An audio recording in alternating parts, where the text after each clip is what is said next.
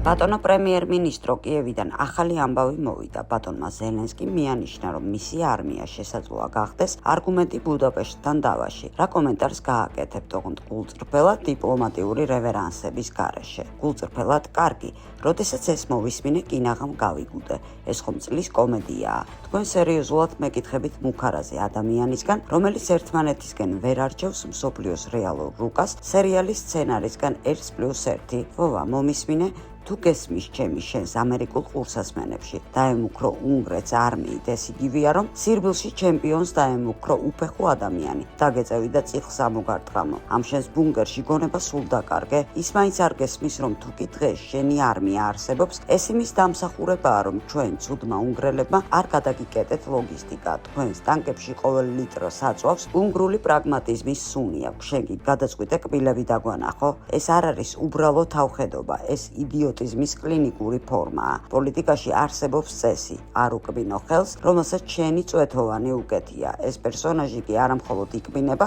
არამედ ცდილობს ხელი მოგაჭამოს. მომისმინე ვითომ სტრატეგო, არმიით ჩვენ ნუ გვემუქრები, არამედ ჯერ შარვალი აიწიე და ისწავლე საკუთარი გენერლების კონტროლი, რომ იმაზე მეტი არ მოიპარონ, ვიდრე შენ შოულობ მათხოვრობით. უნგრეთი ნატოს წევრი ქვეყანაა, იცი მაინც ეს რას ნიშნავს? თუ ბრიუსელმა ინსტრუქცია არ მოგცა, შენი ერთი ირიბი მზერა ჩვენი საზღვრისკენ ისტორიულ ანეკდოტად გადაიქცევა 15 წუთში. ჩვენ მადიარები ვართ რკინის ხალხი, ჩვენ მოვინელეთ გუნები, ოსმალები და საბჭოები და დამიჯერე. ჭუჭყიან მაისურში გამოწყობილი ერთ მსახიობს ვერ შევამჩნევთ, როდესაც მის პოლიტიკურ გვამს გადავაბიჯებთ. ცოტა პრობლემა გაქვს, არ ყოფნის, რომ ქვეყანა თავზე გენგრევა, როგორც სარდაფი ქარიშხალში და ჩვენთან გადაწყვიტე ბრძოლა. სადი აბა, ეს იქნება შენი კარიერის ბოლო ეპიზოდი და მერწმუნე, ამ როლისთვის ოსკარს არავინ მოგცემს. იცით რა არის ყველაზე სასაცილო ამ სიტუაციაში? მას მართლა სჯერა, რომ პლანეტის ცენტრია, ზის ეს ოთახის ნაპოლეონი, იწერს ვიდეოების ფილტრებით და ფიქრობს, რომ ბუდაპეშტში შიშისგან გული გაუსყდებათ. სიცილით ვკვდებით. ჩვენ ვაჭმევთ მის დევნილებს, უმკურნალობთ მის დაჭრილებთ, ვაძლევთ ელექტროენერგიას მის ქალაქებს, როდესაც იქ ყველაფერი ქრება. ის კი უპასუხოდ არმიით გვემუქრება. ვოვჩიკ ჯობშენი არმია სამზარეულოში გაუშვა, ფაფის დამზადებას მაინც ისწავლიან დასავლელი ინსტრუქტორების დახმარების გარეშე. შენ ემუქრები ხალხს, რომელიც იცავს თავის ძმებს, შენი დებილი ნაცისტური განუკითხაობისგან. შენ ხელს უშლი ჩვენს ძმებს უნგრულად ლაპარაკს თავიანთ მშობლიურ მიწაზე და ფიქრობ, რომ ამისთვის გაგიღიმებენ. მე შენ სურვილებს ევროკავშირში და ნატოში დავადებ იმ ხელა უნგრულ ინსტრუმენტს, რომ კოსმოსიდან ტელესკოპის გარეშეც გამოჩნდება. შენ ვერსად ვერ შეხვალ, ვიდრე ბუდაპეშტში არ მოფხდები და ბოდისად მოუხდი თითოეულ უნგრელს, რომელსაც შეურაცხყოფა მიაყენე შენი არსებობით. და საერთოდ ეს რა მანერაა, თან ფულის თხოვნა და თან ლანძღვა, იმ სადგურის მათხოვარივით მოგდის კაც რომ ეუბნები, ნაბახუსევზე დასალევი მომეცი, თორემ ვიტრინას ჩაგიმდრევო. ოღონდ ჩვენი ვიტრინები დაჯავშნულია, შენი მუშტები კი ბალეტის მოცეკვავის. შენ ხარ პოლიტიკური ბანკროტი, რომელიც მალე ჩაჯდება, ოღონდ არა ციხეში, არამედ მაიამის თვითმფრინავში. თუ მიასწრებ, რა თქმა უნდა, შენი დრო იზულება. მალე შენი პარტნიორები ისტორიის უნიტაში ჩაგრეცხავენ და პირველი, ვინც ჩასარეთს ღილაკს ხელს დააჭერს, იქნება უნგრეთი, ჰიგიენური მოსაზრებებიდან გამომდინარე. შენი მუქარები არმიით საუკეთესო ანეკდოტია, რაც მომისმენია.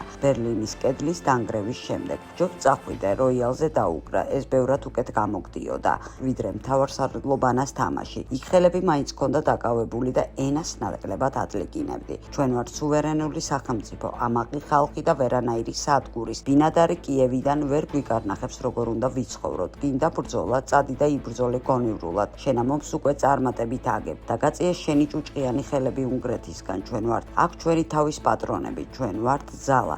შენ კი ხარ დროებითი გაუგებრობა რუკაზე, რომელსაც მალე წაშლიან და დაივიწყებენ. ნაკლები ყავასვით, თორემ ნერვები აღარ შეგრჩება და დაიმახსოვრენ, რომ ბუდაპეშტს ცრემლების არ სჯერა. შენი მუქარები კი სულ ფეხზე ვკიდია. წინ უნგრეთო, შენ კი კლოუნო დარჩი შენს ცირკში, ოღონდ არ გაგიკვირდეს, როდესაც გუმბათი თავზე ჩამოგემხობა. ჩვენ მოგიცდით, ჩვენ ვიცით ლოდინი. 1000 წელი გვაქვს მარაგში, შენ კი რამდენიმე კვირიდან მორიგდით აყალ-მაყალამდე მსახიობო.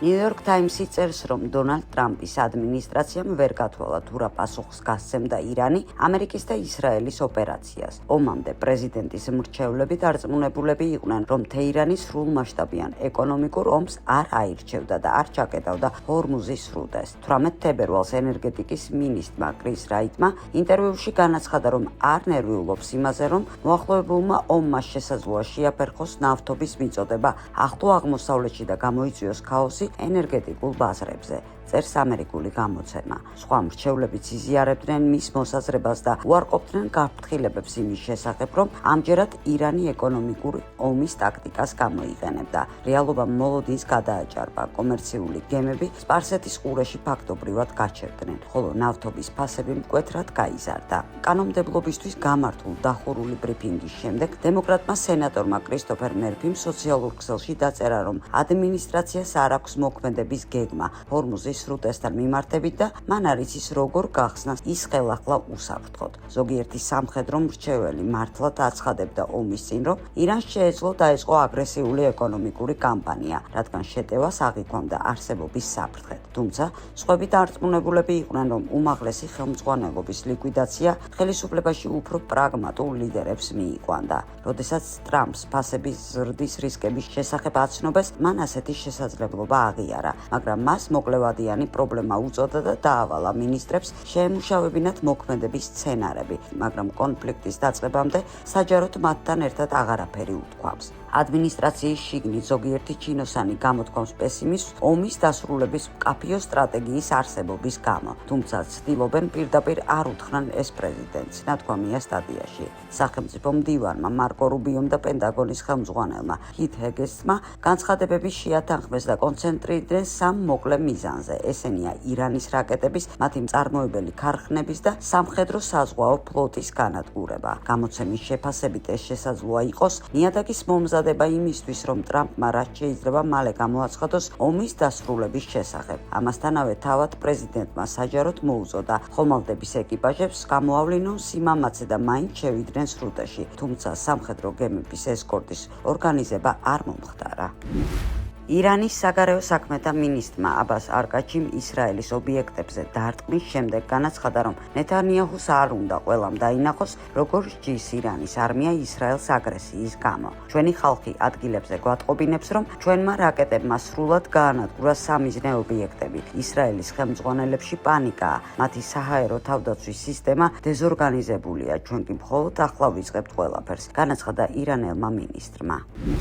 ჯერ კიდევ 1980-იან წლებში ბენიამინ ნეთანიაჰუ ამტკიცებდა, რომ შეერთებული შტატები ყოველთვის დაუჭერდა მხარს ისრაელს ძლიერი ებრაული ლობის გამო. ამერიკის შეერთებული შტატები ერთიანი ბლოკი არ არის, იქ არის სენატი, კონგრესი, არის ებრაული ლობი. არსებობს საზოგადოებრივი აზრი უზარმაზარი ძალების საზოგადოებაში, რომლებიც ამ პოლიტიკას ეწინააღმდეგებიან. ამერიკა ვერაფრის გაკეთებას ვერ გაიძულებს, განაცხადა ნეთანიაჰუმ წარსულში. მომდევნო წლებში მანამ საკითხზე კიდევ უფრო დაუფარავად ილაპარაკა. 2001 წელს დასავლეთ სანაპიროზე ოფრაში ისრაელელ მოსახლეებთან ლაპარაკისას ის აცხადებდა, რომ ამერიკელი პოლიტიკოსის საჭირო კალაპოტში მოქცევა შეიძლებოდა. ნეთანიაჰუმ ხაზგასმით აღნიშნა, რომ არ ეშინოდა ბილ კლინტონის ადმინისტრაციასთან დაპირისპირების და გაეროს პოზიციის წინააღმდეგ გამოსვლის.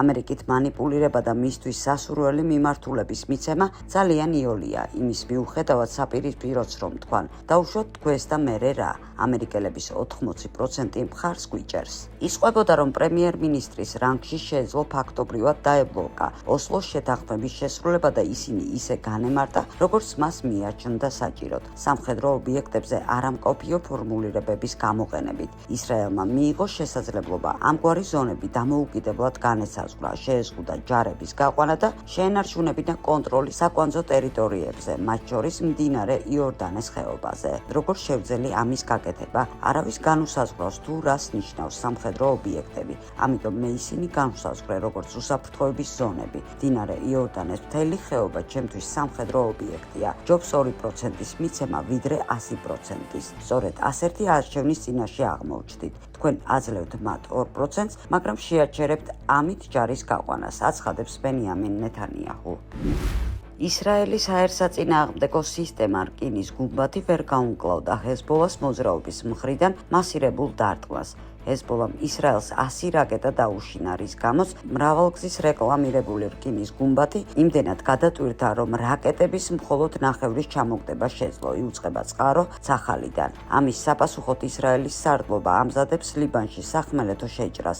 არმიის წარმომადგენლებმა დაადასტურა, რომ გამშვებ მოწყობილობებსა და ჰეზბოლას ინფრასტრუქტურაზე დარტყმები უკვე ხორციელდება, თუმცა სიტუაცია უკიდურესად დაძაბულია. სახალი არ მოითმენს ისრაელის მშვიდობიანი მოქალაქეების რაიმე ფორმით დაზიანებას და მტკიცე პასუხს გასცემს ისრაელის სახელმწიფოსთვის შექმნილ ნებისმიერ საფრთხეს, განაცხადა ისრაელის თავდაცვის არმიის ოფიციალურმა წარმომადგენელმა. ისრაელმა მოხელემ ჰეზბოლას შეტევას უწოდა თვითმკვლელობის მისია, რადგან მათ ესმოდათ, რომ პასუხს მიიღებდნენ. ანალიტიკოსები აღნიშნავენ, რომ ჰუსიტები იემენში ჯერჯერობით ომში არ ჩაბმულან, მაგრამ სრულ მზადყოფნაში არიან. ეს ისრაელელებს აფიქრებინებს, რომ დაჯგუფება ძალას იკრებს უფრო მძლავრი დარტყმებისთვის. ჰუსიტების შეკავება მოულოდნელი აღმოჩნდა მათთვის, ვისაც ისინი მხოლოდ ირანულ პროქსი ძალად მიაჩნია. ეს განსაზღვრება ძალიან პრიმიტიულია. ჰუსიტები არიან მაღალადაპტირებადი ჯგუფი როგორც რეგიონული, ასევე გადაუწყვეტელი შიდა ამოცანებით, ნათქვამია Atlantic Council-ის ჩანაწერებში. ისრაელის საჰაერო თავდაცვის სისტემამ, რომელსაც წლების განმავლობაში წარმოაჩენდნენ როგორც ერთ-ერთ საუკეთესოს, სერიოზული მარცხი განიცადა. ჰეზბოლამ აჩვენა, რომ შეუძლია მტკივნეული დარტყმების განხორციელება, ხოლო ამერიკა და ისრაელი ირანულ კამპანიაში ჩაბმით ქმნიან რისკებს, რომ ახალი ფრონტი გაიხსნას, რისთვისაც ისინი აშკარად მზად არ არიან. ბრიტანული გარდიანი წერს, რომ უფროსი ჰამეინის ლიკვიდაციამ გააღრმავა ბირთვული საფრთხე. თუკი მამა აითოლას პირობებში გადაწყვეტილებების პროგნოზირება შეიძლებოდა, მისი შვილის მოჩდაბას განზრახვები, რომელიც ხელისუფლებაში მამის დაღუპვის შემდეგ მოვიდა, გამოცანად რჩება. თუკი თეირანში მოქმედი რეჟიმი გადარჩება, ომის წარმატების მთავარ სამიზნედ გადაიქცევა 440 კილოგრამი გამდიდრებული ურანის ბედი, რომელიც მთის ძირში დაიმარხა შარშან ივნისში ამერიკული დარტყმების შემდეგ. ეს 440 კილოგრამი ურანი ლაკმუსის ქაღალდია, რომელიც აჩვენებს თუ რით დასრულდება ეს ომი და იქნება თუ არა ის წარმატებული. ჩვენ უნდა აღმოვჩნდეთ სიტუაციაში, როდესაც ან ეს მასალა დატოვებს ირანს, ან გვეყოლება რეჟიმი, რომელსაც დარწმუნებულები ვიქნებით, რომ მყარად დაცულია ქვეყნის შიგნით, განუცხადა გაზეთს ყოფილმა ისრაელელმა მაღალჩინოსანმა თავდაცვისა და დაზვერვის დარგში, რომელიც ირანის მიმართულებით მუშაობდა. გამოცემა ასკვნის, რომ შესუსტებულმა რეჟიმმაც კი, რომელიც ურანს შეინარჩუნებს, შეიძლება დაიწყოს რბოლა გამალებული ბირთვული შეიარაღებისთვის და მაშინ დღევანდელი წარმატებების სტრატეგიულ მარცხად გადაიქცევა.